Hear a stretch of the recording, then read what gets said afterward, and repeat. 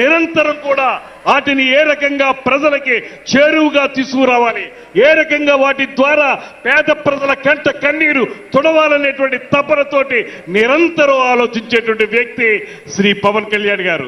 అందుకే వాళ్ళు ఎన్ని మోగినా కుక్కలు అరుస్తాయి, అరిచిన కుక్కల్ని మనం ఏం పట్టించుకోక్కర్లేదనేటువంటి మాటతోటి ఇవాళ ఆయన చేస్తున్నటువంటి కార్యక్రమాలు నేనొక్కటే మనవి చేస్తున్నాను.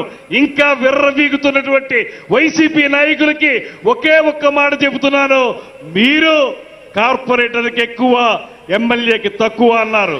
ఇవాళ నేను చెప్తా ఉన్నాను, మీ తండ్రి రాజశేఖర్ రెడ్డి కాకపోతే నువ్వు కనీసం కౌన్సిలర్ కూడా అయి ఉండేవాడు కాదనేటువంటి మాటని ఈ సందర్భంగానే మనం చేస్తున్నా.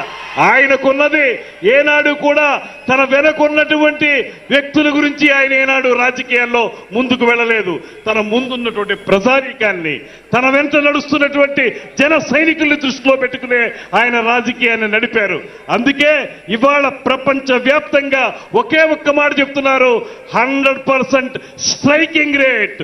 నిలబెట్టిన 21 సీట్లు 21 సీట్లు నెగ్గటం, నిలబెట్టిన 2 ఎంపీ సీట్లు 2 నెగ్గటం అంటే రాష్ట్ర రాజకీయాల్లో కాదు, జాతీయ రాజకీయాల్లో కాదు, ప్రపంచ రాజకీయ చరిత్రలోనే ఈ రకమైన రికార్డు మరే పార్టీకి, మరే రాజకీయ విధానానికి లేదనేటువంటి మాటని ఇవాళ ముక్త కంఠంతో అందరూ చెప్తా ఉన్నారు. ఈ సందర్భంగా ఒక్కటే నేను మనవి చేస్తున్నాను, ఒక సరైన దిశానిర్దేశం ఇవాళ మనకు చేయబోతున్నారు శ్రీ పవన్ కళ్యాణ్ గారు.